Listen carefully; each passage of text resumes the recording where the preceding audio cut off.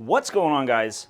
Welcome back to the channel in another video. Today we're continuing our trend of starting off with some of the basics to get some of the really cool learning parts out of the way, and in preparation for us to move on to some more advanced techniques. But on this channel, there's a lot of people that are just starting, and I want to give them a good solid foundation to work with if possible. So these are the colors we're working with. This is a magenta, titanium white, a phthalo blue, and then a cerulean blue. All these colors were mixed 2 parts pouring medium to 1 part paint. Let me see if I can grab the jug of pouring medium. I mix all my colors in advance, so sometimes my stuff is spread out around my art room. Let me grab it. Yeah. All right. So my pouring medium that I use is Artist Loft pouring medium. There's 2 parts of this to 1 part paint. And then to make the cells, I use this OGX coconut milk hair serum, and that helps create the cells. So in this, there's 1 drop of the OGX, and then it's 2 parts paint to 1 part pouring medium. How are all you lovely people doing today? I hope everybody's doing amazing. So I'm just going to start by layering the cup. And since all these colors are colors that play well together, it doesn't matter how we layer them, how they touch and interact, and how they churn. We should not get a whole bunch of nasty colors like browns and other colors of that nature. There you go. A little bit of that, a little bit of that. Some of these I'm letting them churn like you're seeing. And then some of them I'm gonna just layer from a lower point so that the paint stays on the surface. It doesn't push through all the other colors. You can use that pushing through the other colors when you want to create interesting color patterns. So like there's that cerulean blue here, titanium white.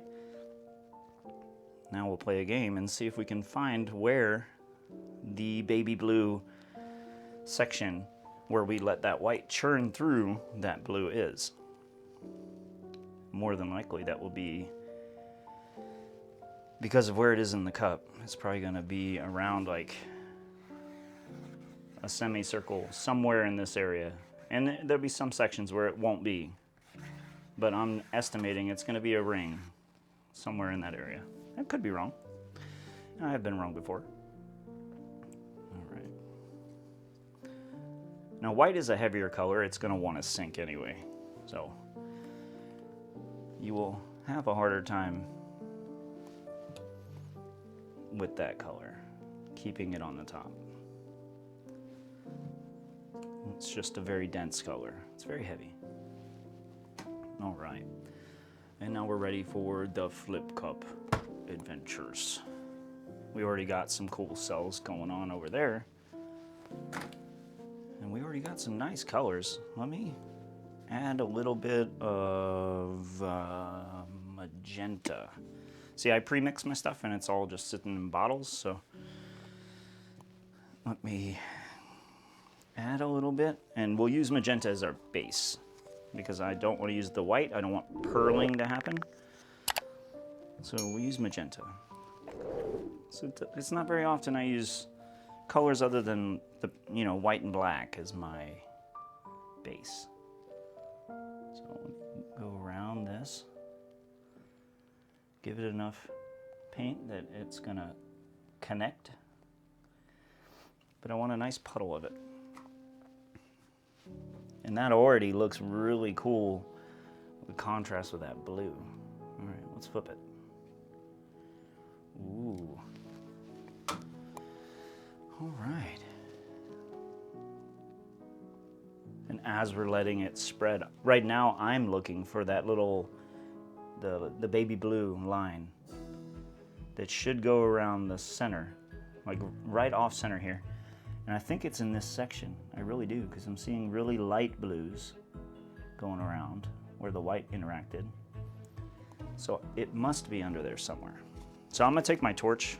We're gonna introduce a ton of cells into this, and then we're gonna spin it. So let's go. We're popping bubbles, helping the silicone push through the layers. Some sections are gonna react really fast, whereas some sections will not.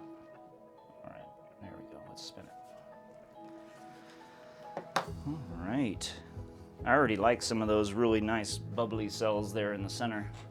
Very nice looking.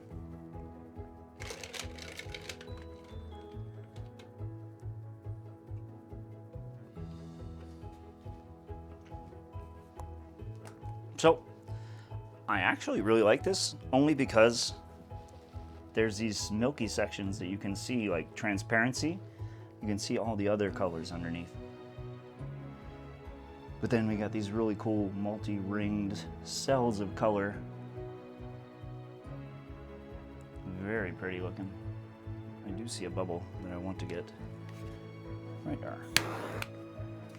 Unfortunately, the reaction with the torch, that's gonna happen, stuff like that. So let's see if we can maybe stretch that just a little.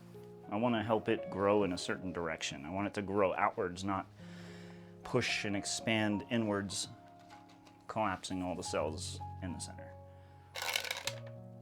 So we got it to kind of flow almost off. So we controlled that direction. I really like it. Let me bring you guys down. I want you guys to see this thing. All right. It just reminds me of some like primordial ooze just at the beginning of, you know, time. I don't know. Like the more you look at it, the more little tiny details in it you're gonna see. Like I love the transparent layers between. Like you can really see it in there with the magenta and all those layers of paint that are not webbed in cells. Very pretty.